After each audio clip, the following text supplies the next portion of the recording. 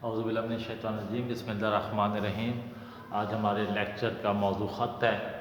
یہ intermediate part 2 کے smart syllabus کا خط نمبر 8 ہے۔ دوست کے نام خط لکھنا ہے۔ اشیاء میں یعنی چیزوں میں ملاوٹ کے حوالے سے آپ نے اپنے تاثرات بتانے ہیں۔ اس کا لکھنے کا طریقہ وہی جو اس کا پیٹرن ہے۔ پہلی لائن پہ آپ لوگوں نے امتحانی مرکز لکھنا ہے۔ یہ کمرہ امتحان یا امتحانی کمرہ، یہ دونوں تراکیب غلط ہیں، اور امتحانی مرکز کے آخر میں کوما فل سٹاپ یا درمیان میں کوئی کوما فل سٹاپ یعنی ختمہ یا سقطے کی علامت نہیں ہوگی، اس کے کوئی نشان نہیں ہے۔ اگلی لائن میں بالکل اس کے نیچے آپ نے تاریخ ڈالنی ہے 2 اپریل 2021۔ اس کے درمیان بھی کوئی سقطہ یا ختمہ کوئی علامت نہیں ہے، آخر میں حمزہ ہے۔ یہ حمزہ اس چیز کو ظاہر کر رہا ہے کہ یہ 20ویں سال ہے۔ اس کے بعد اگلی لائن پہ جہاں پہ سال ختم ہوا ہے اس سے نیچے والی جگہ سے پیارے دوست، آپ نام لکھ سکتے ہیں، احمد، محب من، کچھ بھی آپ اس کا دوست کا نام صرف لکھ سکتے ہیں۔ اس کے آگے ندائیہ علامت ڈالنی ہے۔ یہ تیسری لائن میں آئے گا۔ چوتھی لائن میں جتنی جگہ پیراگراف کے شروع میں چھوڑی جاتی ہے اتنی جگہ چھوڑ کے آپ نے لکھنا ہے السلام علیکم۔ السلام علیکم کی املا درست لکھنی ہے۔ کچھ بچے الف کے بعد لام نہیں ڈالتے، یا کچھ بچے السلام کے بعد واو ڈال دیتے ہیں۔ یہ املا درست لکھنی ہے۔ اس کے بعد رابطے کی علامت ڈالنی ہے۔ یہاں پہ ندائیہ ختمہ دونوں میں سے کوئی علامت نہیں آ سکتی ہے۔ یہ 4 چیزیں آپ نے ابھی تک لکھی ہیں۔ پہلی لائن میں امتحانی مرکز 1 نمبر ہے اس کا، دوسری لائن میں تاریخ لکھی ہے 1 نمبر اس کا ہے، اسی طرح درست حالت میں تاریخ لکھنی ہے۔ تیسری لائن میں پیارے دوست یعنی جس کو خط لکھا جا رہا ہے اس کے آگے ندائیہ علامت 1 نمبر اس کا ہے، اور السلام علیکم اور اس کے بعد رابطے کی علامت 1 نمبر اس کا ہے۔ اس کے بعد آپ نے خط اسی طرح شروع کرنا ہے کہ تمہارا خط ملا، پڑھ کر بہت خوشی ہوئی کہ تم ٹھیک ٹھاک ہو۔ آپ اپنی خیریت کے بارے میں بتا سکتے ہیں یہاں پہ کہ تم نے میری خیریت پوچھی، اللہ کا شکر ہے کہ میں ٹھیک ٹھاک ہوں۔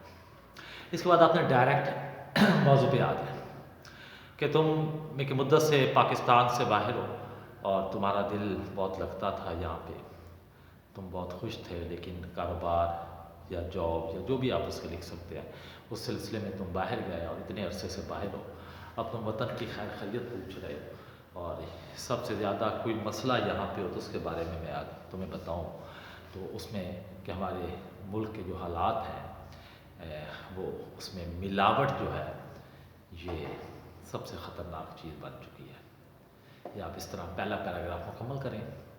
آپ اسے چاہیں تو پہلا اور دوسرا پیراگراف جو بھی بتانے لگا اسے ملا کر بھی لکھ سکتے ہیں کہ ملک کے جو حالات ہیں کس حالات کی بات کروں، اس میں کون کون سی خرابیوں کا ذکر کروں۔ ملک میں بدامنی ہے، دہشت گردی ہے، خرابی ہے، مہنگائی ہے، رشوت عام ہو چکی ہے، اور ہر قسم کی برائی اس معاشرے میں پائی جاتی ہے، لیکن ان سب سے بڑھ کر جس نے ہم سب کو پریشان کیا ہوا ہے وہ ہے چیزوں میں ملاوٹ۔ یعنی ہمیں جو چیزیں ملتی ہیں وہ خالص حالت میں نہیں ملتی۔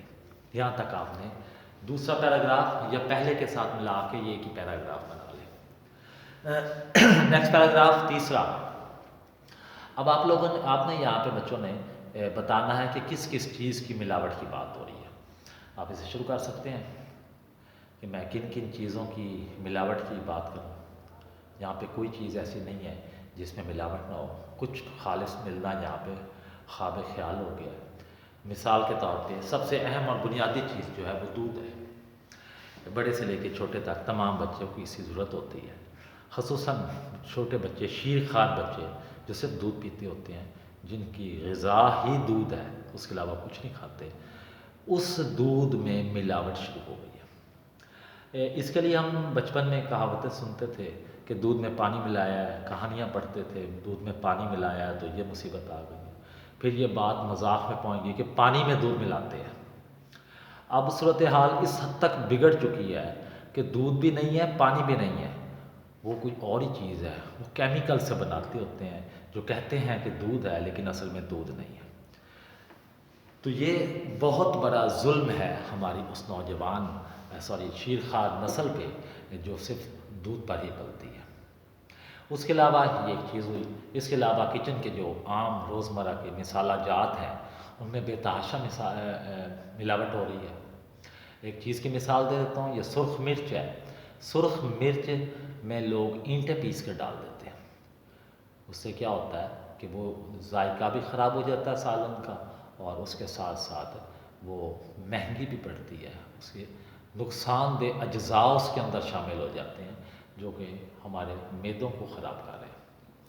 اس کے علاوہ ہم یہاں پہ جو گوشت بازار سے ملتا ہے، پہلے تو یہ پکا نہیں ہوتا کہ یہ واقعتاً حلال جانور کا گوشت ہے، پھر یہ معلوم نہیں ہوتا کہ جانور اگر حلال ہے تو اسے مردے کو ذبح کر دے، مردے کا گوشت ہے یا کسی زندہ جانور کو گوشت کیا گیا، پھر پتہ نہیں وہ جانور بیمار تھا یا تندرست تھا، پھر ذبح ہونے کے بعد جب گوشت دکان پر پہنچ گیا ہے تو اس دکاندار اس پہ اتنا پانی چھڑکتا ہے دکھانے کے لیے کہ ہم اس کو بہت صاف کر رہا ہوں، کہ پانی باقاعدہ اس کے اندر جذب ہو جاتا ہے۔ اس سے کیا ہوتا ہے کہ گوشت کا وزن تو بڑھ جاتا ہے لیکن اس کی جو کوالٹی ہے، وہ خصوصیت ہے، وہ خراب ہو جاتی ہے۔ اس کے بعد جو ہم روزمرہ سبزیاں استعمال کرتے ہیں اس کو ایسی زمین پہ بویا جاتا ہے جو گندا یا زہریلا پانی جس کو دیا گیا، یوں سبزیاں زہریلے پانی، کیمیکل کے پانی یا گندے پانی سے اگائی جا رہی ہیں، جس سے علیحدہ مسائل پیدا ہو رہے ہیں۔ یعنی کوئی چھوٹی سی چھوٹی چیز جو ہم استعمال کرتے ہیں کھانے پینے کی، اس میں ملاوٹ نہ ہو، ہر چیز ملاوٹ سے بھری ہوئی بن چکی ہے۔ ہم مسلمان ملک میں رہتے ہیں اور یہاں الحمدللہ 90% سے زیادہ لوگ، 95-97% تک سارے لوگ مسلمان ہیں، اور ہم یہ بات بھول چکے ہیں کہ آپ صلی اللہ علیہ وسلم نے فرمایا تھا کہ جس نے ملاوٹ کی وہ ہم میں سے نہیں۔ حدیث ہے یہ، جس نے ملاوٹ کی وہ ہم میں سے نہیں۔ اب یہ تھا آپ کا تیسرا پیراگراف جو لینتھی ہے، یہ اصل آپ کے خط کا متن تھا کہ آپ نے اپنے تاثرات بیان کرنے ہیں ملاوٹ کے حوالے سے۔ اب اس کا نتائج بھی آپ نے بتائیں گے کچھ مختصر سے، کہ اور اس سلسلے میں کوئی کام بھی ہو رہا ہے یا نہیں ہو رہا، تو وہ بھی آپ اس کے ساتھ بتائیں گے، وہ آپ اس اگلے چوتھے پیراگراف میں بتا دیں کہ ملاوٹ کی وجہ سے ہمارے معاشرے میں بہت ساری بیماریاں عام ہیں۔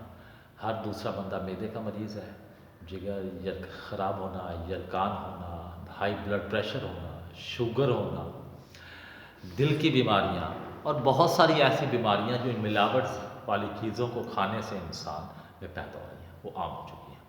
اور سب سے بڑی مسئلہ یہ ہے، سب سے بڑی مصیبت یہ ہے کہ حکومتی ادارہ جو ہے، جسے فوڈ اتھارٹی کہا جاتا ہے، وہ اس پہ کوئی کام نہیں کر رہی۔ اگر کوئی حکومتی ادارے کا بندہ آتا ہے اور آ کے کسی چیز کو پکڑتا ہے تو جو اس میں ملاوٹ کرنے والے ہیں ان کا اثر رسوخ اتنا زیادہ ہے کہ وہ اس جو چیزیں سیل کی گئی ہیں، بند کی گئی ہے دکان یا کچھ، اس کو دوبارہ چند گھنٹوں میں دوبارہ کھول لیتے ہیں اور ضائع شدہ چیزوں کو واپس رکھ لیتے ہیں۔ اس معاملے میں حکومت بالکل بے بس ہو چکی ہے۔ تو اب حکومت اس سلسلے میں کوئی ایسا قدم نہیں اٹھا پا رہی جس سے یہ ملاوٹ والے مسئلہ جو ہے معاشرے سے ختم ہو جائے۔ ہم صرف اللہ تعالیٰ سے دعا کر سکتے ہیں کہ اللہ تعالیٰ ہم یہاں کے لوگوں کو اس ملاوٹ کی مصیبت سے محفوظ رکھے، ہماری تمام اولاد کو، نسل کو، نوجوانوں کو، بوڑھوں کو صحت اور تندرستی کی زندگی عطا فرمائے۔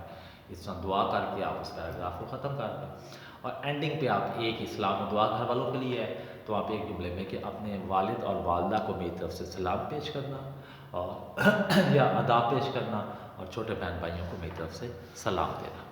اس کے بعد نیکسٹ لائن پہ بائیں طرف لیفٹ سائڈ پہ ختم ہونے سے تھوڑا پہلے جو ہے وسلام آپ کا دوست الف پہ جی۔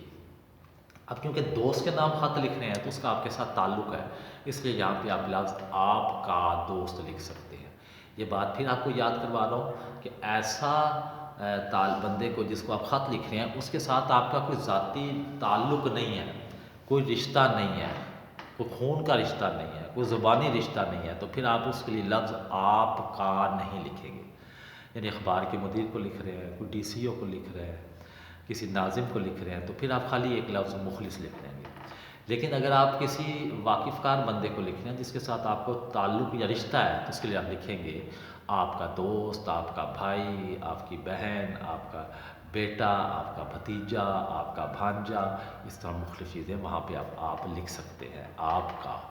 لیکن کوئی ایسا بندہ جس کے ساتھ کوئی تعلق واسطہ نہیں، جسے جسٹ صرف آپ خط لکھ رہے ہیں، اس کے علاوہ اس کا آپ کے ساتھ کوئی تعلق نہیں، اس میں لفظ آپ کا مخلص نہیں لکھ دینا، یہ غلط ہوتا ہے، خالی لفظ مخلص لکھ دیں۔ تو یہ تھا آپ لوگوں کا خط جو سمارٹ سلیبس کا خط نمبر 8 ہے، چیزوں میں، اشیاء میں ملاوٹ کے حوالے سے آپ نے تاثرات اپنے دوست کو بتا دیا۔ نیکسٹ اگلی ویڈیو میں پھر ملیں گے، اللہ حافظ۔